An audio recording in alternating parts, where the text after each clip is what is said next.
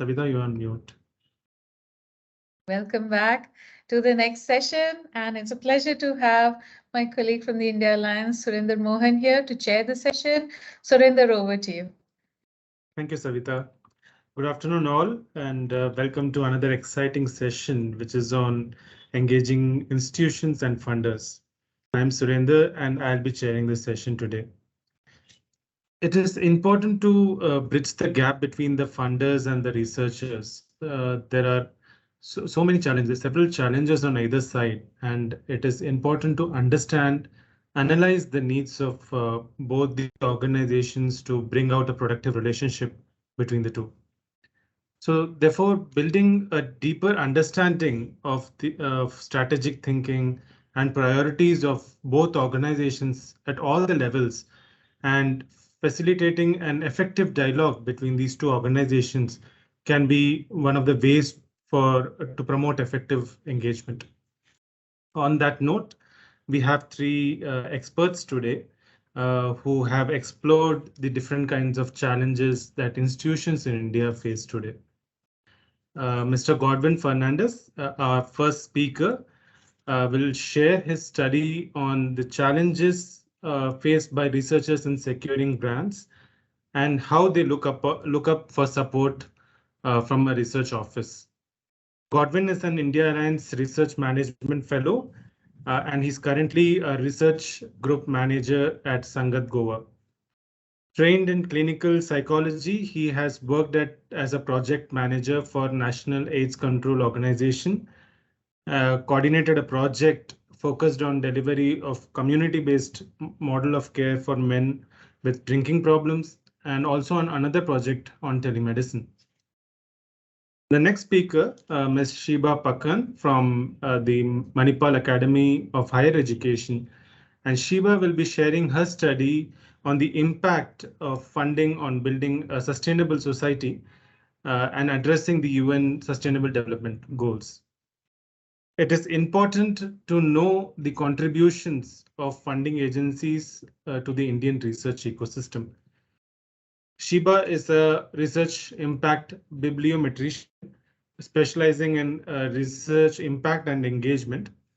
In addition to this role, she teaches bibliometrics to the library and information science students and provides internship opportunities for students to help them identify appropriate internship. She offers research consultations to faculty, staff, and students in UN Sustainable Development Goals. The third speaker, Dr. Vandana Gambhir from ISER Pune, she will talk about the impact of policy on refund of interest on the research and the institutions in India. Institutions may sometimes face complications during the process of refund of funds or refund of interest funds, and this often affects the research work and the productivity. Vandana is a principal technical officer at ISER Pune and is an expert in grants management, research administration, and IPR management. Having worked in research management for past 9 years, she is involved in building efficient systems and policies for easy adoption of methods. She's also involved in intellectual property management at ISER. Each speaker will be sharing a 15-minute presentation, and followed by this we'll have a 15 minutes for Q&A. So I request you all to kindly drop in your questions or comments in the chat box. With that, we'll begin the presentation now.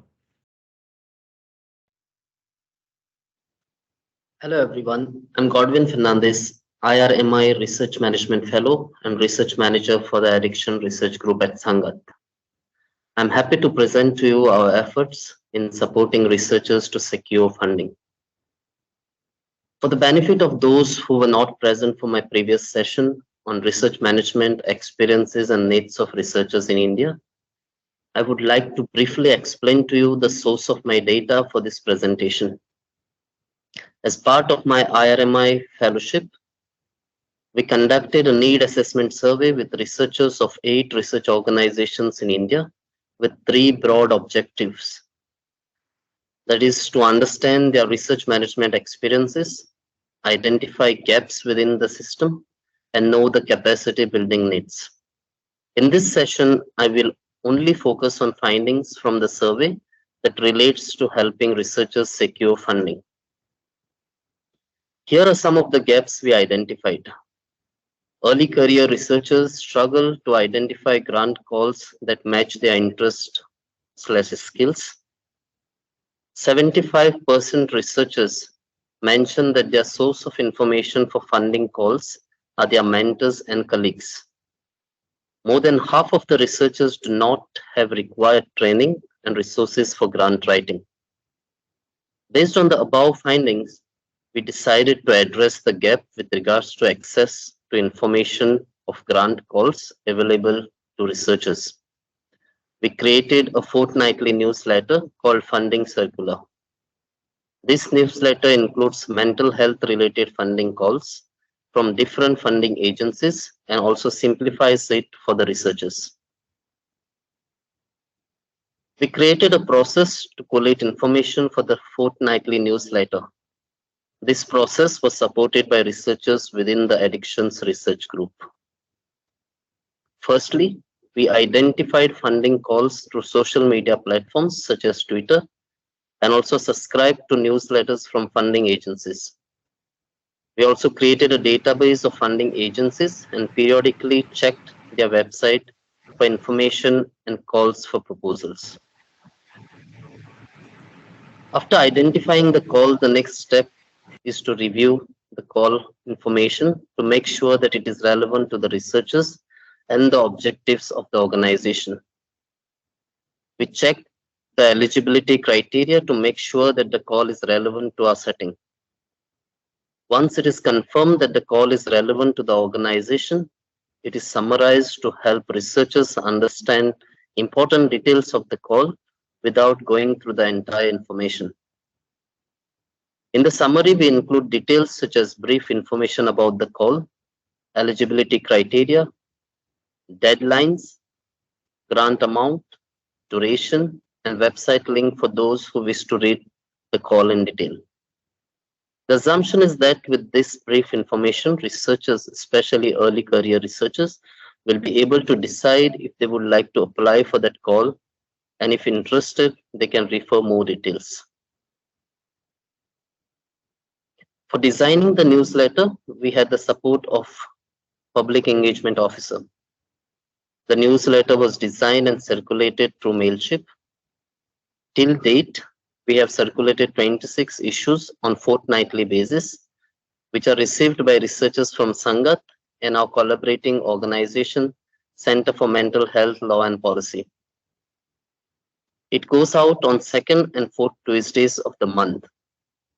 Opinions differed with regards to length and frequency of the newsletter.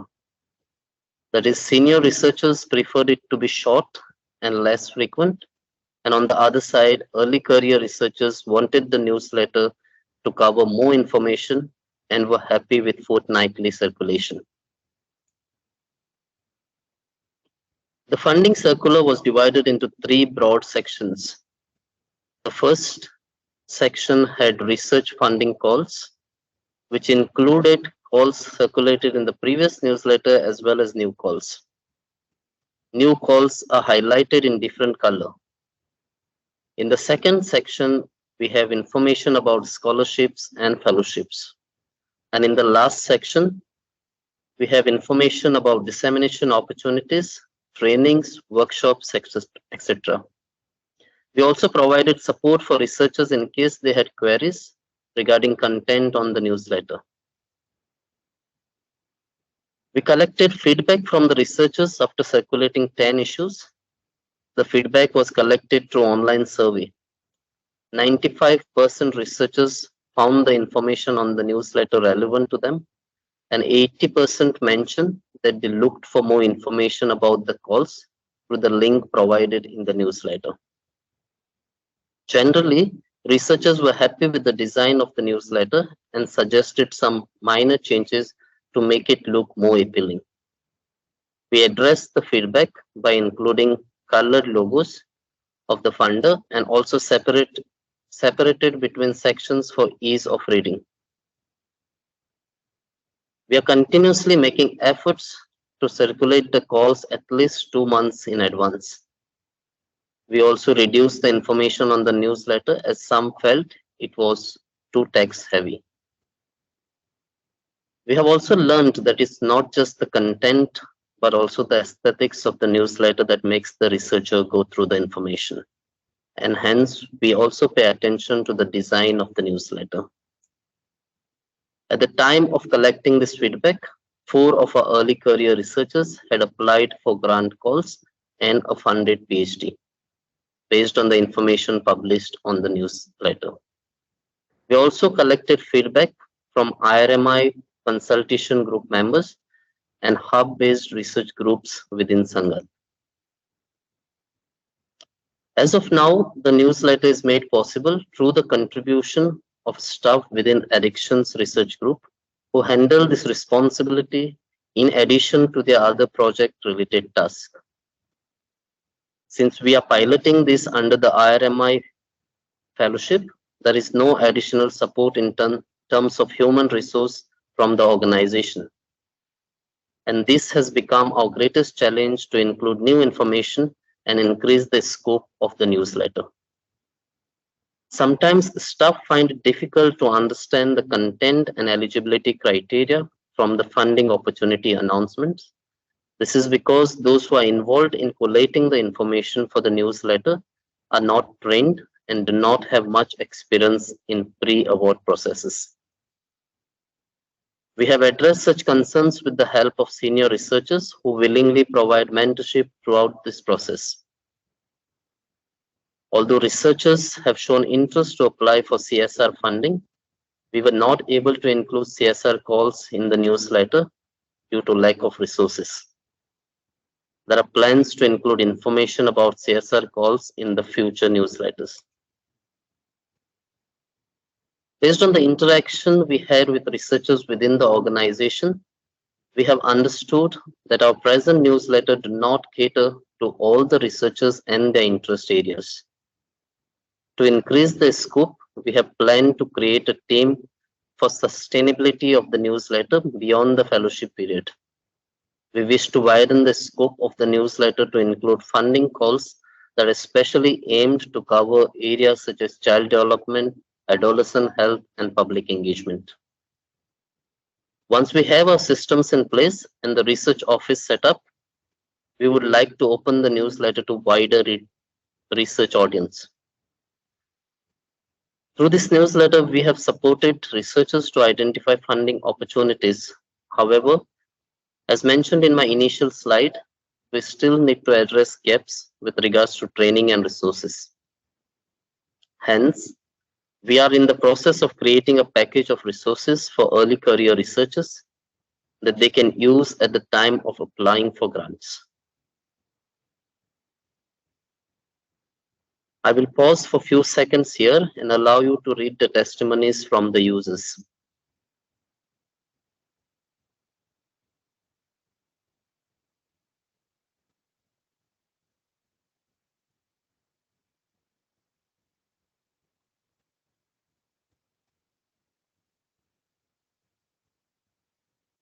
Thank you for your attention. Please feel free to write to me if you need any further information or if you wish to share your feedback with regards to the processes that we follow. Thank you. Everybody, I am Shiba Pakhan, bibliometrician, presently working at JSS Academy of Higher Education. Previously, I am with the Manipal Academy of Higher Education. I am very happy to present my research study, that is Indian Funding Agency and its contribution to the research output of India and impact study. The sustainability, health and well-being and societal progress depend on the nation's investment in scientific research. For enriching a nation's scientific knowledge, competitiveness and contributions, research funding plays a prominent role. Researchers, policymakers, and funders have recognized the importance of funding and scientific research in providing the foundation for innovative research. This realization has been complemented by an increasing amount of government funding allocation in various areas of societal importance. National Education Policy 2020, which was approved by the Union Cabinet of India on 29th July 2020, outlines the vision of India's new education system, announced a new National Research Foundation to take care of funding, monitoring, and building the quality of research in India. It aims to fund researchers working across various systems in India. This study aims to evaluate the funded research work quantitatively and qualitatively to know the impact of funding on research and society. The study provides insight to the funders in India and abroad to rethink the need for databases that highlights the value added by them through funding, the latest research areas, and what it has contributed to the society. A quick discussion on the sample and the data measures of variables used for this analysis. The relevant data required for this analysis has been collected from Scopus. Since the objective of the study is to find the impact of funded publication, the data on funding outcome as publications from the year 2010 to 19 is for the 10 years data is collected for the study, and the search strategy was formulated with the funding agency name and its known variants. The data was then exported to Saival analytical tool for further analysis, and natural language processing technique is used to find out the acknowledgement from the publication data which is collected for the 10 years. After pre-processing the data, we used inclusion and exclusion criteria for the consistency to see the consistency of the publications, which limited the study sample number to 40. Regression analysis was used to examine the trend of publication in the coming 5 years, and it was exported to Saival to get a detailed report on research metrics. Saival gave a detailed report based on quantity and quality parameters. The analyzed data was exported to Saival to get a visual representation of the metrics, and Tableau software is used for visualizing the analyzed data. On examination of data through funding acknowledgement analysis, the top 10 funding agencies in terms of the number of publications were found to be the Council of Scientific and Industrial Research, Department of Science and Technology, Department of Science and Industrial Research, Department of Biotechnology, University Grant Commission, Ministry of Coal, Ministry of New and Renewable Energy, Board of Research in Nuclear Science, etc. As we have the 10 years of publication data for the 14 funding agencies, with the simple predictive analysis, we can always visualize the trend of future growth, keeping a few previous years data. As we have 10 years data with us, the linear regression model we have used here to predict the future trend, and the R-square value for each funding sponsor's predict analysis is almost near 0.99, which is an acceptable trend. The trend analysis exposes the publication trend of 14 top government funding sponsors and their 10 years of publication data that we have taken from 2010 to 2019. The trend predicts its publication growth for the next 5 years, that is from 21 to 24. With the simple predictive analysis, we can always visualize the trend of future growth, keeping a few previous years data. So we have done a linear regression analysis. The trend analysis of 14 funding sponsors and the publications of 10 years and 5 years future prediction is coming as for in the following slides. In this slide, we have the publication and that acknowledged DST and ICMR for the period of 2010 to 19 obtained from Scopus database. Both the funding sponsors are showing an increasing in publication trend during the last 10 years. Even though DST shows a slow growth in publication, a slow growth in publication in 2015, but we could see a sudden change in publication with rapid growth after 2015 to 19.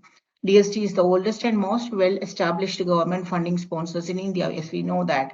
And ICMR is also an established government agency in the field of medical sciences. The necessity of trend analysis here is to predict the expected minimum and maximum publication according to the last 10 years performance.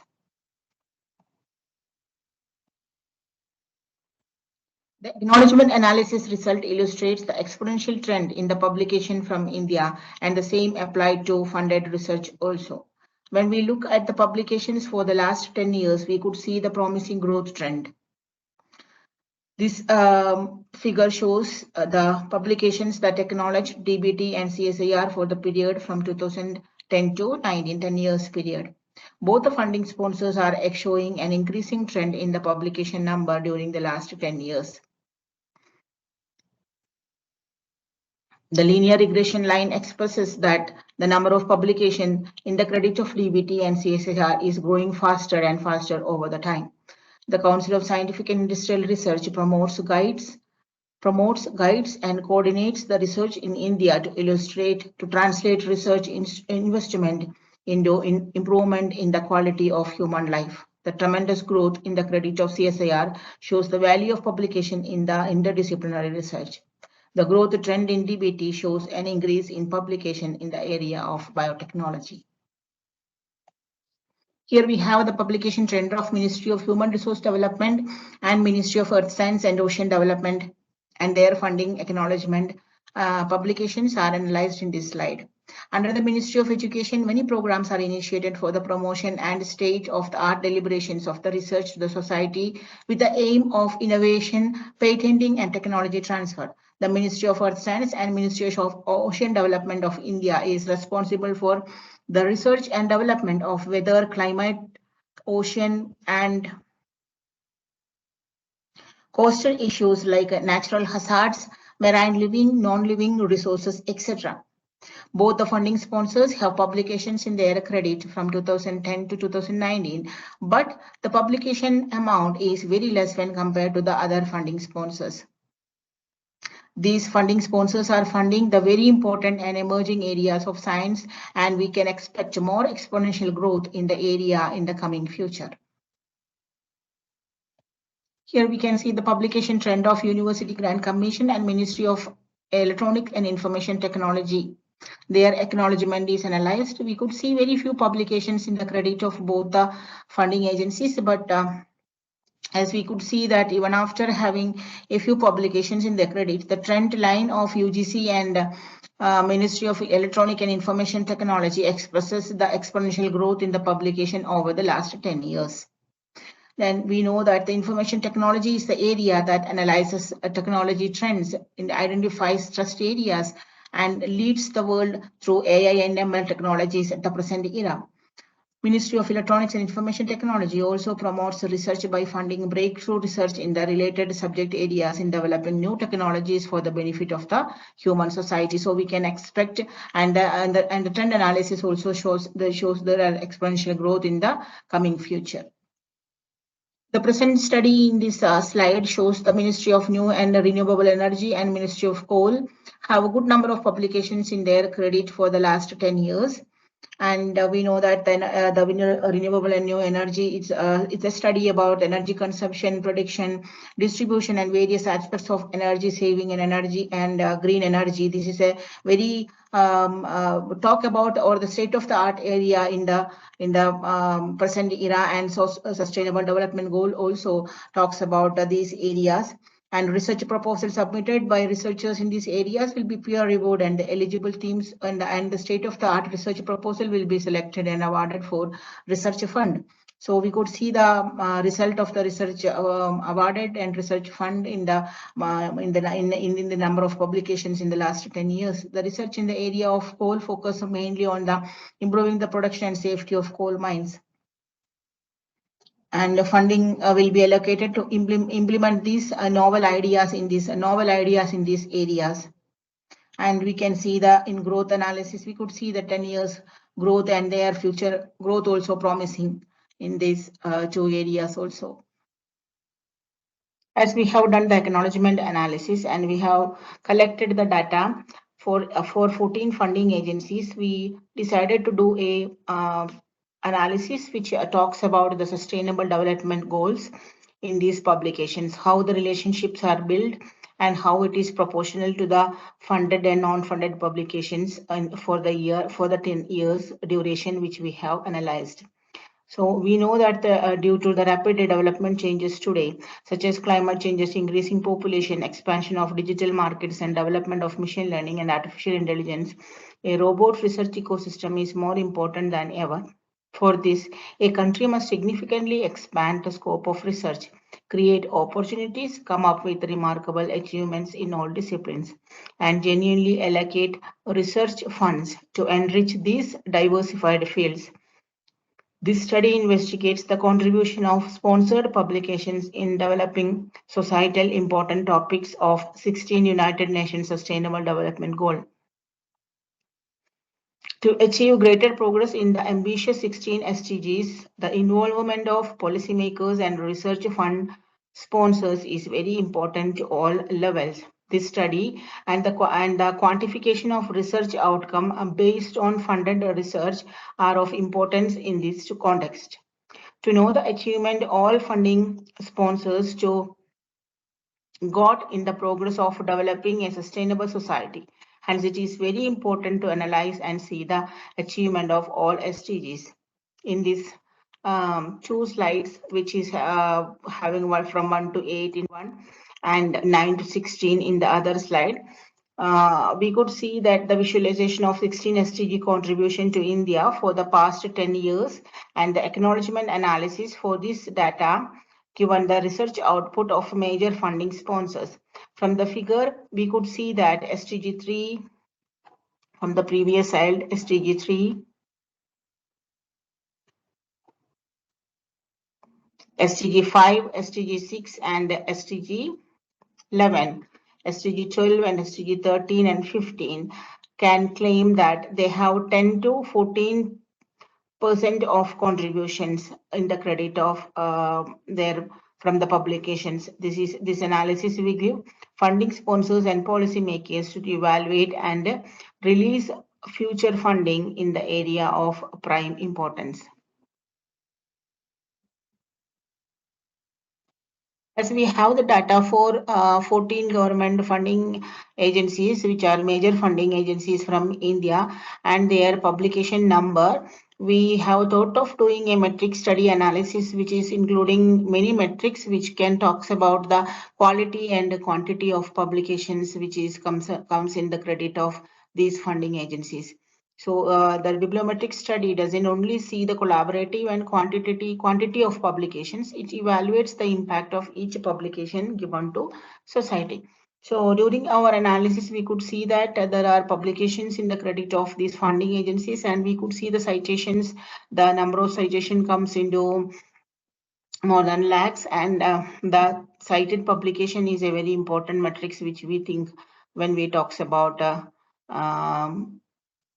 citation and citing the publications. So in the credit of DST, if you see that there are 58,400 publications and 54,600 publications are already cited. So this talks about the quality of publication comes out through this funding, the funding research. So how funding research is giving importance in the society and how it is benefiting to the research field is showing through the cited publications. And when we see the number of citing countries, it is like how many countries are citing our publications, which is funded. Even the funding may not be with international collaborations, still we have these many countries. There are 221 countries in the credit of DST. Say 402 publications are cited by 221 country. Same like BRN, CSIR, DBT, all these funding agencies are in their credit. You can see that there are more than 200 countries which cites their publications.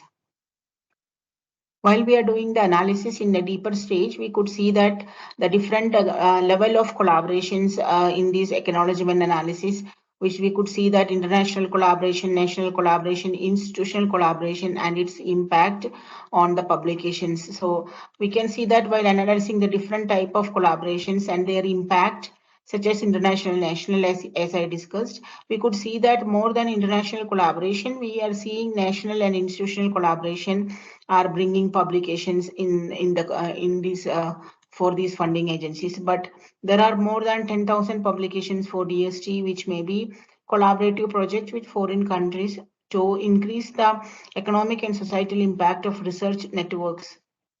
It is very essential to know the organizational and geographical diversity of collaborating institutions and countries and their economic outcome. This kind of preliminary study is essential to increase the impact of publication in cooperation with the groups of people with the different cultural backgrounds. So in this study, we can see like for DST, there are thousands of publications which is with international collaboration, but almost near to that, there are national collaborations also and institutional collaborative publications also, we could see that. And its impact when we see in the next slide, like for DST, the impact impact is not much when it compared to MHRD, ICR and DBT. The impact is more for them for international collaborations. DST, more than DST, MHRD's publications are having more impact on international collaborations. And Ministry of New and Renewable Energy, surprisingly see that national impact is very good for them. And even Ministry of Communication and Information Technology also having a very good national impact for their publications, even though the publications are very less in number in comparison with the other funding agencies publications, but impact gives a very good impact. And institutional publication impact also, if we see that if the interinstitutional like a research proposal submitted and the publication comes out from the even from a single institution having collaborative work and publishing papers, the impact for Ministry of New and Renewable Energy is very good. We could see that in DBT's impact is also good, and UGC's impact. Overall, the impact of the publications for each funding agencies are so showing a very good growth, and we can expect much more impact in the coming future. When we talk about publication number, scholarly output, and the citation related to that, citing countries, cited publications, it is equally important that we should see the field-weighted citation impact. Field-weighted citation impact for the world, it is like it's normalized, and we consider it as 1. So all the whatever we are like measuring for field-weighted citation, even it is a single publication, it will be measured with the keeping that the world average is 1. So we can see that MHRD publication is the highest having highest field-weighted citation. To next to that, Ministry of New and Renewable Energy, DBT, and DST comes in the UGC, all are having more than 1 world average, that is more than 1 the quality of publications and the way that it is put forward, and the research funded research, the funding agency can claim that yes, the funded research gives a very good impact in the publication strategy for India. So, and in the down, like we can see the patents are citing our publications. It's the funded publications are cited by patent citation count, while researchers are going for patenting, they will be citing the articles from throughout the research. So we could see that for DST, the patent citation is very good. For CSAR also, DBT also can claim thousands of publications having citations which comes from patent while going for patent. This kind of a study, the present study and research analysis, is performed in view of the lack of studies undertaken in India on the output and impact of funded research projects and sponsors. The problem which is which we could see in many institutions which I visited, because I have got a DST fund, a DST research fund, which is the impact study of the funding agencies in India. So during this the study, I visited many institutions, and it is difficult to even for them to produce the funded research which they already have, and the outcome from that funding, like how that research is impacted to the society or the institution itself, and they don't have a quantified metrics with them, like how many manpower produced, how many PhDs comes out from those research funds, and what are the publications comes out from the research fund. This is that the record is not there with the institution itself. And this study reveals that is the reason that this study is much more important at this present stage. The study reveals 3 intriguing observations related to the outcome of funded research programs. The funding sponsors who have the highest and lowest number of research outputs in their credit must caution the importance of acknowledging the funder in each publication. So one more problem which I faced during this during the fulfillment of my DST project is that even when we visited the institutions, they are not aware that the acknowledgement, they should acknowledge the funding sponsor. Many are even not interested to acknowledge the funding sponsor, because if they go for publishing their article in open access journals, the open access fee waiver is not applicable when you acknowledge the funding, because they were thinking that yes, when the funding is there, they will have the amount for article processing charges too. So that is one thing that make the researchers not to acknowledge the funding which they already got. So this is one thing that the institution, even the funders has to be taken care when they give huge amount of research fund to the researchers. The present study has enlightened the importance of 16 SDGs and the output of the funded research projects related to them. This study has highlighted the importance of evaluating the already released funding in these areas and can be used as a metric for formulating new policy in the globally important area of research. Policymakers can formulate policies rethinking the strategies foreign policy by strategize foreign policy by looking at the collaborative and patent cited metrics.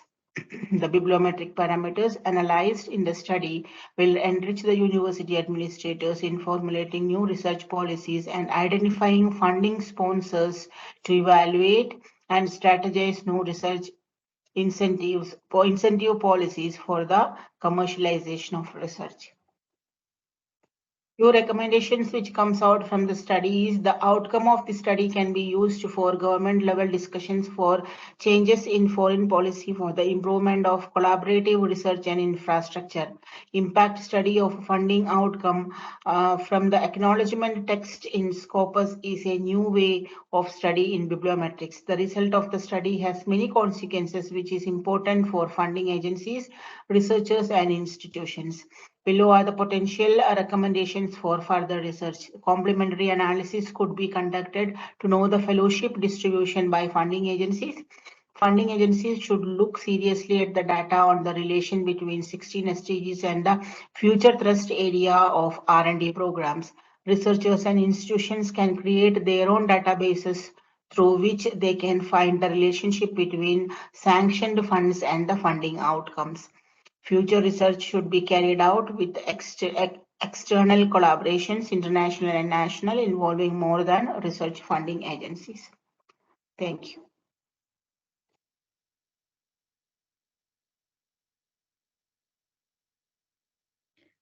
Very good afternoon to all of you who are today attending this session of IRMI Annual Conference. I would like to begin by first thanking India Alliance as well as their IRMI platform for organizing the conference and for giving me an opportunity to share my thoughts on the topic, which is refund interest to Bharat Kosh, a reflection of its impact on the R&D projects. My name is Vandana Gambhir and I am from ISUR Pune. Before I talk about Bharat Kosh, let me talk about the concept of grants versus loan. When we say grant, it is not tied up to the condition that the receiver has to give back the sum received, whereas such condition exists in the loan. Another criteria for a grant is the sum which is received, one is not required to pay an interest amount, whereas on the loan, not only the sum has to be returned, but at intervals, the interest also has to be received. The reason why I introduced the concept of defining a grant and a loan is because we would like to understand what is Government of India giving to sponsored research and development project. Does that fall in the category of a loan or it is a grant? So having known what the Government of India wants, because it is not asking for repayment of the sum amount, which is the amount to do research, undertake R&D project.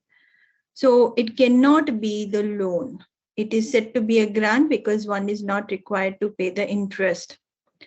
Now, if it is a grant, then the second criteria that one is not required to pay an interest every year should also not be asked. But Government of India is asking the interest. So let us spend some time on the rules of Government of India for the R&D grants. In 2017, Government of India, Ministry of Finance and Expenditures, they included a clause in General Financial Rules, which are called GFR. This rule is GFR 2017, rule number 238. What does it say?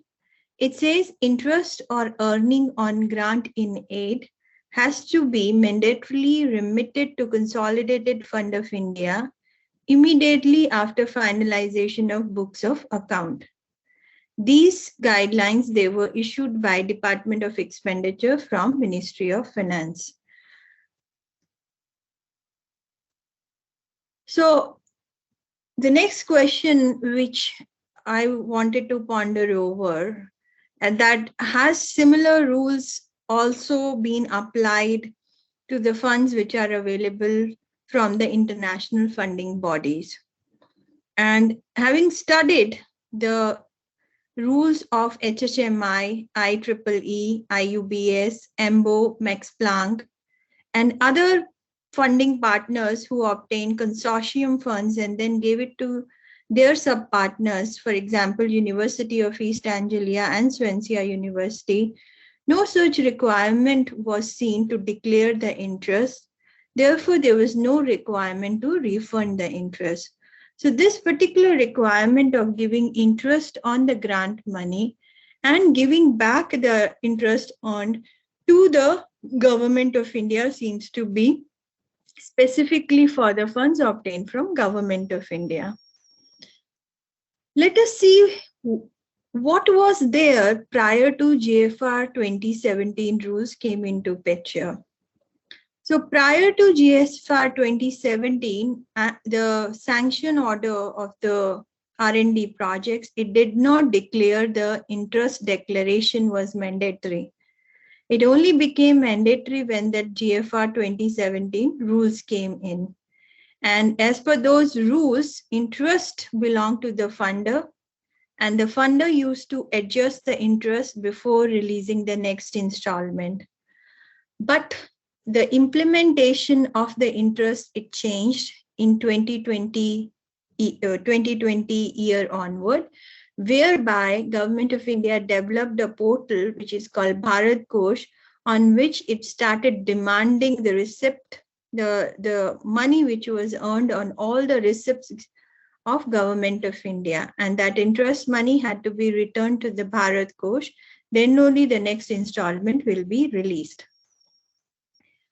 So some of you might be familiar with this portal. I believe more of the people who are dealing with finances are more familiar with it, whereas I don't expect many of the researchers to be familiar with the portal and its operation. But I guess this name has become very popular because many of the times the reason for not receiving the second or the third installment is because the Bharat Kosh interest was not returned back. As my topic of this presentation is to reflect on what was achieved by Bharat Kosh, so obviously my next question is, what is the impact of the evolving policies of Government of India? The interest earned, it was being adjusted with the yearly installment, but from 2021 onwards is where the many funding agencies, they stopped adjusting interest. They started asking for the receipt from the Bharat Kosh portal that the institute has refunded that money. What has this led to? What has been achieved by Bharat Kosh? Has it created more chaos, or has it created order for the vision for which the Bharat Kosh portal was established? So I am going to share few of the case studies based on what was experienced at my institute for the implementation of this portal. So in the case one is where it's talking about a project which does not have a balance because the fund received were utilized. The second year installment has not been received, and because it was not received, the interest amount was also utilized for the project. And the funder is insisting to refund the interest amount. The project investigator has been told there is no interest left in the project to refund. So how to comply with the policy of the funder to refund the interest? Because obviously if there's no money in the project, then one has to put money from self-pocket into the project. Another case is where the project did not receive full equipment amount. Based on sanction of my institute, sanction order, my institute gave a loan to buy equipment with an understanding that I will recoup institute funds when remaining equipment funds are received. My project is in negative balance. Granting agency has asked to refund the interest of the last 2 years. I do not have balance in project. Would the granting agency understand and accept my reasoning? The third case is with respect to the funding agency has reappropriated already the interest amount when they were releasing the consecutive installment. However, the granting agency has missed it and is again demanding to share the Bharat Kosh receipt. How do I respond to these demands? Case 4 is talking about my project has equipment balance, which I am being asked to refund. The recurring head is in huge negative amount as I did not receive second and third year installment. Refunding interest and equipment balance means my institute has to take already negative project to further negative. Is it sensible to do? Or is it mandatory to do? So these are some of the problems which I highlighted, that having introduced such a change where one has to mandatorily refund the interest to Bharat Kosh, there are instances where equipment money is not fully available. In order to buy an equipment, institute is giving a funds from its own resources with an understanding that the once the funds are received from the funder, then institute will get back its money, right? And if there are no recurring installments received, interest is also has been utilized, then from where to refund the interest amount?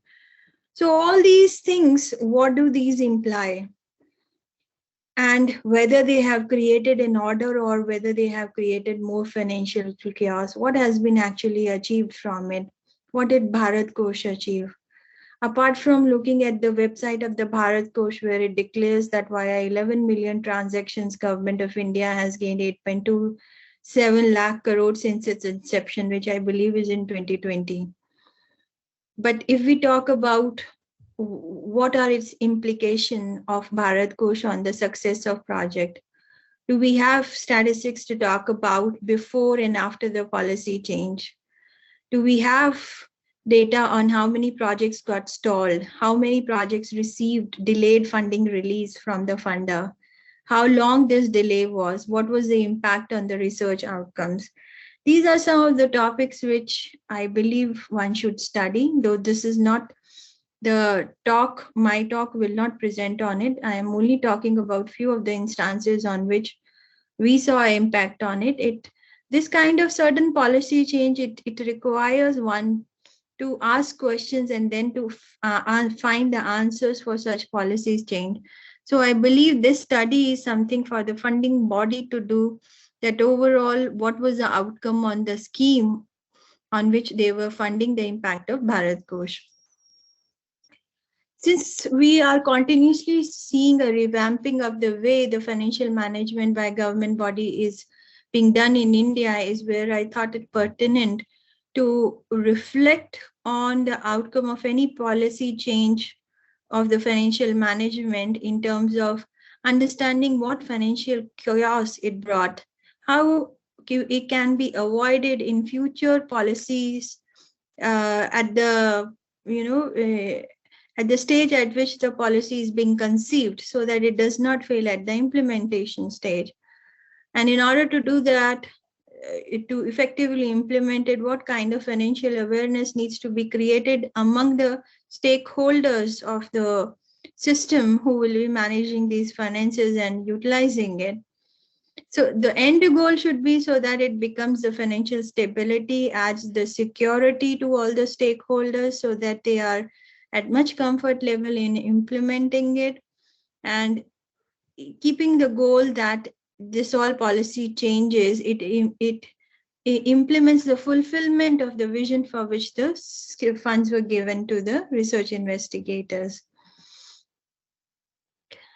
Now, recently, we are also hearing about another model system, which is called the Central Nodal Agency Model System, whereby funder will give the funds to the Central Nodal Agency, and then the Central Nodal Agency will mark the allocation of funds to the banks. So there is another layer of organization which will be playing a role in addition to the institutions as well as the funding agency. So the question obviously is to ask, is this this additional level of complexity which is being brought via the CNA model system, would it increase the stability? Would it speeden up the process of financial release for the scientific projects? And obvious question is, would Bharat Kosh still be involved in this implication? So with this, I would like to thank you for everyone who took out time to listen to this talk and for your attention. I have stated my email ID over here. It is vandana@isapune.ac.in. And if you have any questions you would like to communicate, any concerns, is where I would be happy to receive your emails and to help you and debate with you or discuss with you any further queries. Thank you so much. Thank you, Godwin, Shiba, and Vandana for sharing some important insights of your work. I request you to kindly switch on your cameras if you're able to. To all the participants, the session is open for Q&A. And in case you have any questions or comments, please type them in the chat box. I request the speakers to continue to share your feedback or response to their questions in the chat. I see Godwin and Shiba have responded to many questions in the chat box. I have one question for Vandana. Let me start my discussion. The time is less. So my first question to Vandana is, I wanted to know what is the role of the research manager in this process?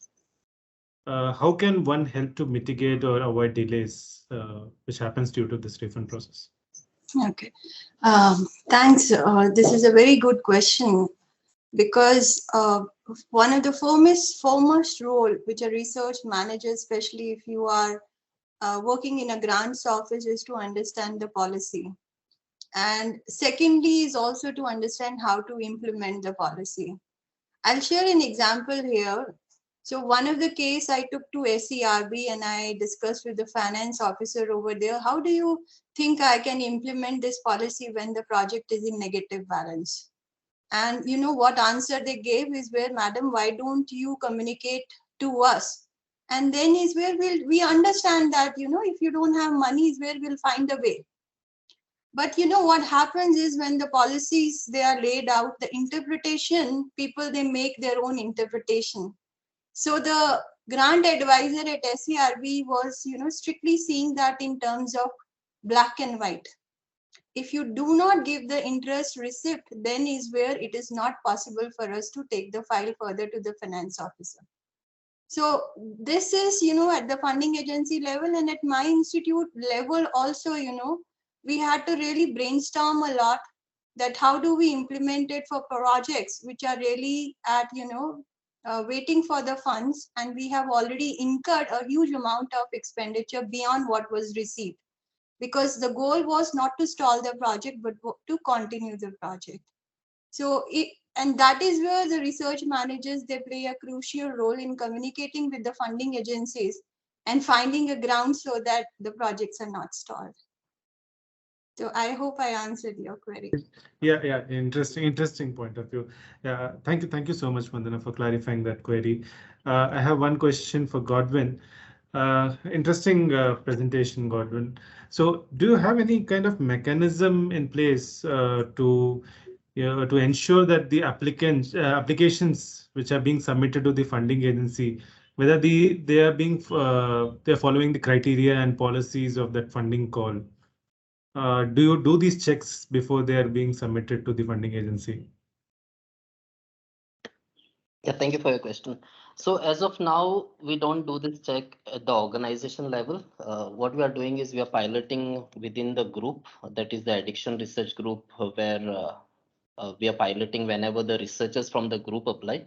But towards the end of the fellowship, when the policy will be ready and the systems will be put in place, this will be scaled up through the organization, and we will have a dedicated person who will look after this. As of now, we do not have a research office, and hence the systems are only piloted with a small group of researchers. So I see in the chat in the response that this is you have collated data from 6 organizations. So you're planning to expand this to multiple organizations, right? This Yeah, the program which you newsletter. have initiated. Yeah, the newsletter, Yeah, definitely. Yeah. Interesting. Thanks a lot. Shiba, I'm not able to see you, but I just wanted to say this is an interesting study and there were lots of interesting data sets. I have one question that you have mentioned in your presentation, that the funding organizations should always caution grantees on acknowledging the funding agency in their publication. So is there any data which indicates the number of researchers or number of publications who have missed acknowledging the funding agency in last 1 or 2 years? Is there a way to measure it? Presently, with the databases, there is no way to measure it, but I got the DST grant for that. I have to do some survey analysis. So I was going to many South Indian universities and then discussing with the researchers and research managers of those institutions and higher ups. So many a time I got a reply from them saying that if we acknowledge the acknowledgement part that we have, yes, we have funding. So what was happening is many journals which are there in foreign journals, they are not ready to give the fee waiver for open access publishing. So sometimes, most of the time, they are forced to like take away the acknowledgement what they thought of putting on. So that is one constraint which I saw when I had this survey analysis. So your survey is still going on, right? It's still no, not it is finished already yet. finished, and we have submitted the report to DST and NSTMIS. And but the study with whatever data I have, the study is going on still. Wonderful. So thank you to all the speakers. I see it's 5:30 already. Thank you for all speakers for your wonderful presentation and giving us an overview of important issues in the institutions right now, which have been a major hurdles for both institutions as well as funders. With this, we conclude the session and we'll regroup for the next session. I request Godwin, Vandana, and Shiba to join us for the networking section. Sure, sir. Thank you so much. Thank you. Thank you. Thank you so much to all our speakers and to Surinder for an excellent session. Lots of useful insights there. So we move straight into the next session, which is our informal networking. Bhavna, could we have your camera on, please? Awesome. So it's a pleasure to have Bhavna George here with us. She's going to moderate the informal networking session. Bhavna is based at CDRI and she's also an IRMI RM fellow. Welcome, Bhavna, and over to you to moderate the session. Thank you, Dr. Savita, for giving me this opportunity. And it was a wonderful session. We will continue the discussion. Very relevant talks, very relevant talk, Dr. Vandana. I mean, really, it was so great to have your talk. I mean, we all have felt the same and we are facing the same issues. So there's a question from Divya Goswami to Dr. Vandana. What is Treasury Single Account in RBI? Okay. Thanks, Bhavna. So Divya, what I understand from my knowledge of the accounting via TSA model is that this is via RBI, in which the funds are going to be allocated by RBI. Just like this system for the research grant, it was supposed to be implemented, but we got a notification that TSA Model 2 implementation is not going to happen for research projects, because I presume that RBI cannot open thousands of bank accounts. Then they created another model system, which is CNA. So via this, they have created a central nodal agency for schemes. For example, DBT has scheme 150, for which they have assigned National Institute of Immunology as nodal agency. Now, what it will happen is the funds what are supposed to be released earlier, now there will not be cash flow. Actual funds will not come. The CNA will only allocate the funds. It will work like a credit system. Yeah. So they will see how much funds are available to the institute as against the sanction. And based on a certain cutoff figure, after which they will say this is the sanction amount, they will stop allocating the funds. Allocation will happen based on the funds usage. So the same thing is via TSA Model 2, but for research projects now TSA Model 2 is not being implemented. TSA is still functional for TSA Model 1, and that is in our institute I see it is functional for the core funding support which we are getting from Ministry of Education. Core means the salary part and maintaining the institute or setting up the infrastructure. So there is a little system change. TSA, we are now not interacting with RBI, but now there is another system, CNA system, by which we are now interacting with not only the funder, but also the CNA too.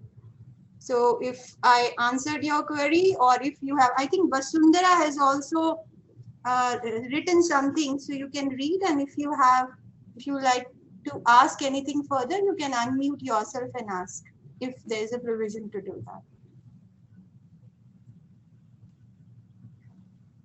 Hello, Divya. Do you want to ask further questions? No, ma'am. Thank you. Thank you. Yeah. Thank you, Dr. Vandana, for answering that question. And if any one of you has any questions, you can unmute yourself and ask, or you can type in the chat box as well. So I have a question for Shiba. Actually, all of you, any one of you can answer that. So sometimes we get this query regarding acknowledging the funder in publication. So the research generally take time for completion. So then the researchers come and ask us like which funding agency to acknowledge. Because, you know, by the time the research is completed and it's in publication phase, the grant is already completed. Yes. Yes, this this is what we have many researchers discuss about it. But there is one thing which I would like to mention at this point, that many research funds which the government is giving, it may be lakhs, it may be crores. So once the research is over, always the researcher has to acknowledge somewhere or other if the publication is coming from, if it's an instrument, maybe the coming next 10 years or 20 years, the instrument will work, and maybe some other grant will be submitted for any other repair for that instrument. I used to see in my institution these kind of research grants applying for the repair of the instrument, and then it worked for again 20 more years. So all the publications which comes from the grant, whichever is that allowed by any funding agency, has to be acknowledgement somewhere or the other. If you are having any problem in these kind of like APC charges or something with a fee waiver and all these things, that you have to sort it out some way, that through your institution, if they can support the researchers for open access publishing. So that kind of a support has to be there. In even we request to the funding agency from my project, I have given the suggestion to the funding agencies that some amount of money has to be allocated for the publication in open access also. Even the whole world is looking for open access publishing. Even the funding agency has to promote some money. When we have 1 crore of funding for the project, why can't we give 2 lakhs or 3 lakhs for publishing the article coming through that project? So that kind of provision should be there from the funding agency. That is the request I have given to the funding agency when I submitted my completion report. Yes, definitely. Fee for open access, it's a completely relevant point. I completely agree.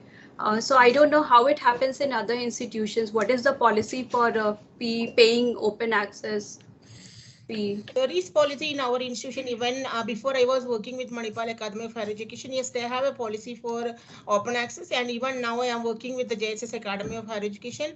They are also providing some amount of money to the researchers every year for publishing in open access. They have a research policy for APC charges. So institutions pay for open access? Yes, they promote it. Yes. Okay. Okay, any other questions?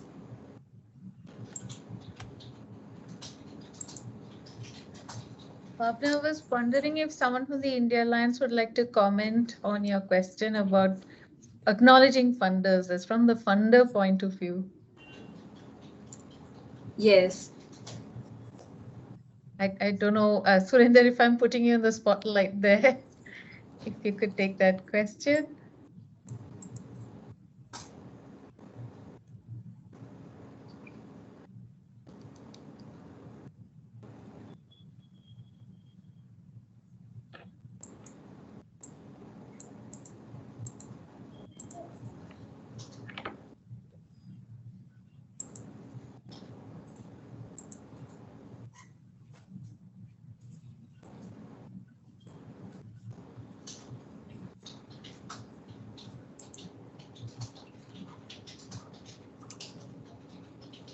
Okay, I have a question for Mr. Godwin then. Hello. Hi, Mr. Godwin, I have a question for you. So your department, I mean, making a newsletter is, a time taking and a huge task. Do you have someone to assist you with this? Yeah, hi. Resources to get this newsletter out has been our greatest challenge. However, yes, since I'm placed in a group, addiction research group, which has around 50 odd staff, including coordinators and field researchers, we do work across project. And so I have a bunch of researchers who support me in this task. I usually require support of someone to go through all these lengthy calls, which are sometimes very difficult for them to understand. That has been a challenge, and hence I was not able to expand my newsletter, content of my newsletter, which I see as limitations. I have not been able to open up CSR call details to the researchers. Also, the number of calls that I advertise every month or every fortnight are not more than 10. So, I mean, there are challenges. I mean, sometimes even though we have the calls, we do not have someone to go through it and pick up smaller details, which will be easier for the researchers to go through. So that has definitely been our challenge, but we are working through that. Yes. And another question, so for submission of projects, is there any internal review of proposals before submission to funding agencies? No, so as of now, the organization do not have a system to review the proposal. However, what we have is a letter of intent should be submitted to the executive committee, which has a summary of the application and facilities, such as funding, the funder's name, and other very fine details. So very short form, which needs to be submitted to the executive committee. Upon the approval, the researcher is supposed to submit the application. However, there's no review of the full application of the researcher. Yes. Okay, Dr. Vandana has to leave now. Thank you all. Thank you so much, Dr. Vandana, for your presentation. If I could just interrupt. I think Abdul would like to take a photograph of all the participants. So before Vandana leaves, can we just have everyone turning on the cameras? Abdul, can we take a picture now?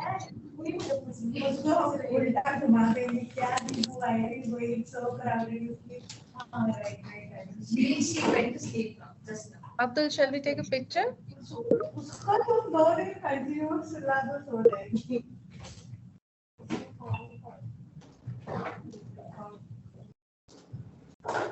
Smile, everybody.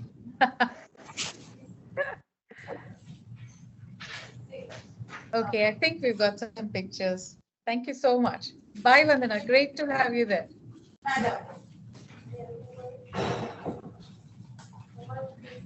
Okay, continuing our discussion. Oh, nice to see Malini. Yeah, I was just going to mention you. So actually, yeah, Malini's talk and Goodwin's talk were very related, and it's very relevant to the grant managers, especially who are working on pre-grants. I mean, I can relate very well to both of your talks. Thanks, Anna. Nice to see you too. Yes. Yeah, even like I was also thinking of creating newsletter, but then it takes a hell lot of time. Data and everything.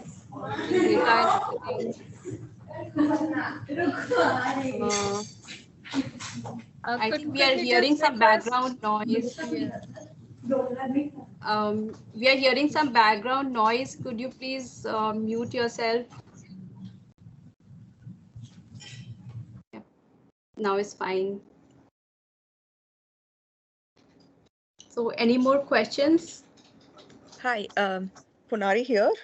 Can you hear me? Hi, Panari. Hi. Yeah, I had a question for Godwin actually about the survey itself. If I can ask that. Is that okay? Sure, sure. Yeah. Yeah, Godwin, I put it in the chat box. So I'm just curious because I've done a survey myself and I'm going to be talking about it on Friday.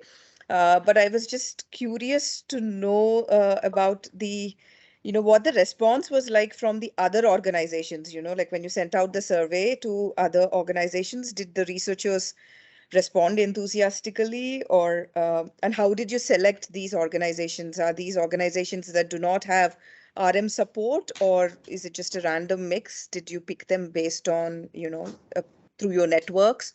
How did that work? Yeah, so initially when I thought of going for this survey, I had a long list of organizations, which included research as well as implementation organizations. And consciously we left the implementation organizations out and we focused only on the research organization. However, there was no shortlisting based on who has research support, who doesn't have research support. So we took all organizations together. Coming to your next question about how the response was, compared to the expectations that we had, I would say that we didn't have very good response. Those who participated in the survey were through personal contacts, and this has to do with the time at which the survey was out. This was out in between February 2020 to April 2020, exactly when people were trying to deal with the COVID virus. Ways of working were changing. People were not working from staff were not working from offices. So exactly during that time, the survey was out, and we found it very difficult to get in touch with organizations. some organizations wrote back to us saying that they are not able to respond to this, they are not able to circulate the survey because the staff were not working from office. So there was a lot of coordination issues that happened. Also, I have done this survey in my first year of fellowship, where I did not have many contacts with research managers. Probably if I had to do the survey now, then I would do it little differently, because what helped me in this survey was getting in touch with the research managers of some organizations, requesting them to forward the survey on my behalf. So when an unknown person sends a survey link, I mean, it doesn't get much responses as long as it is sent by someone who is known to them. So I tried contacting few research managers, and that's how this worked. However, based on the expectations that I had, I would say that we didn't receive a very good response. I completely agree, Mr. Goodwin. So there are a couple of questions from Ambilid. This is regarding previous sessions, and anyone can participate. Experience with CSR fundraising.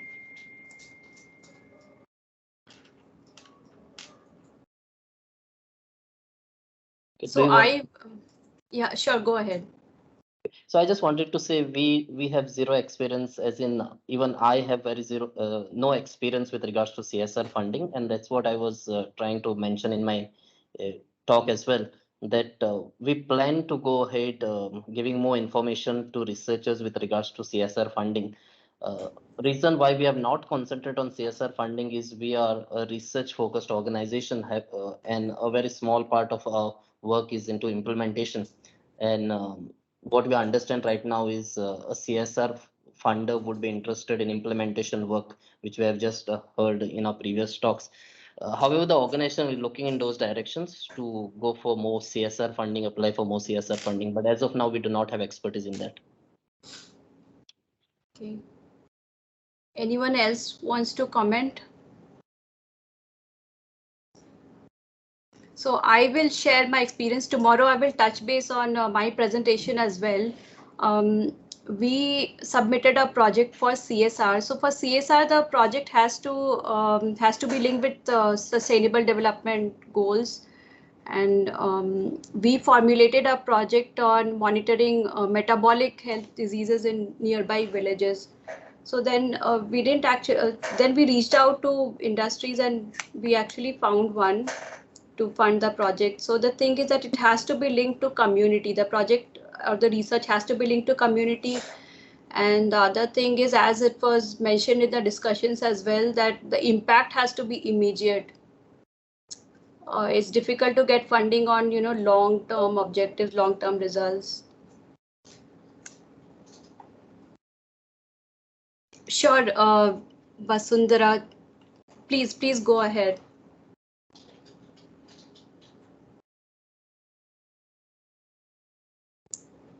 So Vasundhara wants to talk on CSR. We can't hear you, Vasundhara. Can you please unmute yourself? No, we cannot hear you. Please unmute yourself. You have unmuted. Okay.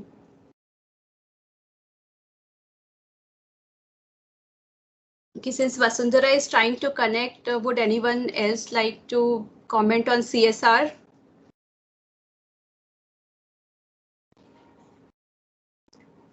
Vasundhara, if you could please type in the chat box. Sorry, we are not able to hear you. There was another, okay. Please exit and join back again, Dr. Vasundhara. So there was another question from Ambilid regarding industry-academia partnership. Is public lab complex envisaged from Science Gallery a good place? What are your thoughts? Anyone would like to comment? Public lab complex, Ambilid, could you please elaborate more on that? Ambilid, could you please unmute yourself? Hi. Can you please unmute yourself? Yes, yes. Okay, so this is about Science Gallery Bangalore. Recently, we had seen an post because they have been encouraging this, that usually research is conducted in an academic setup. So Right. they have this concept of opening it up for, so this is what that public lab complex does. So when the discussion was happening about there being a place where academia and industry can, so I wanted to know if this is a good place to start, maybe. All your thoughts. Okay. Right here. Yeah, I see Dr. Vasundhara has joined us back.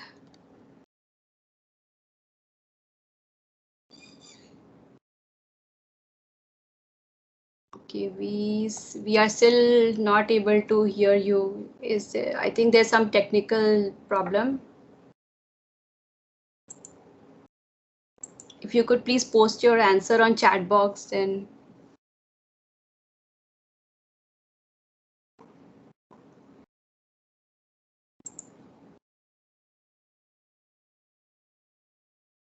Okay, she's writing CSR is a company's mandate.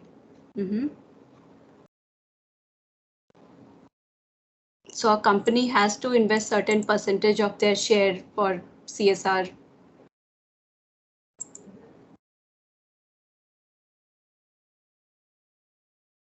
Dr. Vasundhara, if you could use your earphone, you want to try with earphone?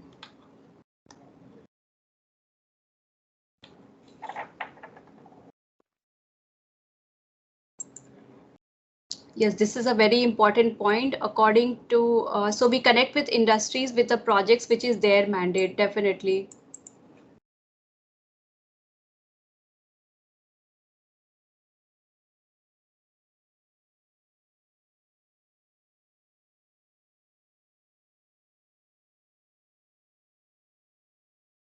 Okay, okay, yeah, she's, I think, the best person because they have got a lot of CSR funding.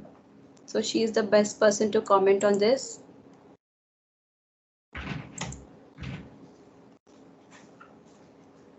So Ambilid, you can connect to her on, she has given her email ID. Thank you so much, Dr. Vasundhara.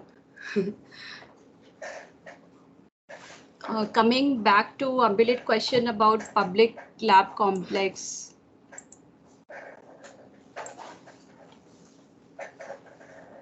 So Ambilid, is it different from incubation centers, public lab complex?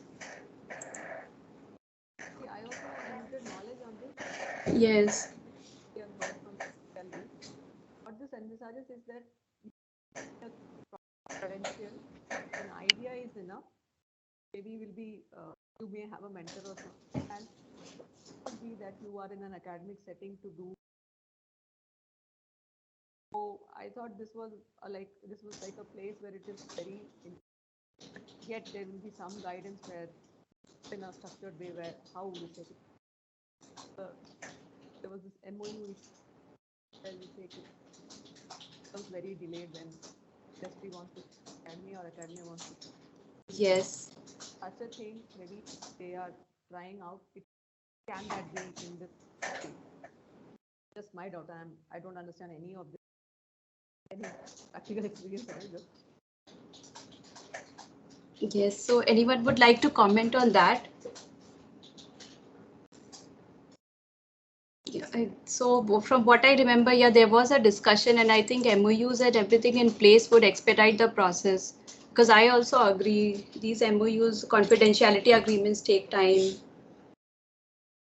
But we'll get back to you on that point with more clarity. So we are reaching end of our session. Thank you so much, everyone. Thank you so much for listening, and thank you so much, speakers.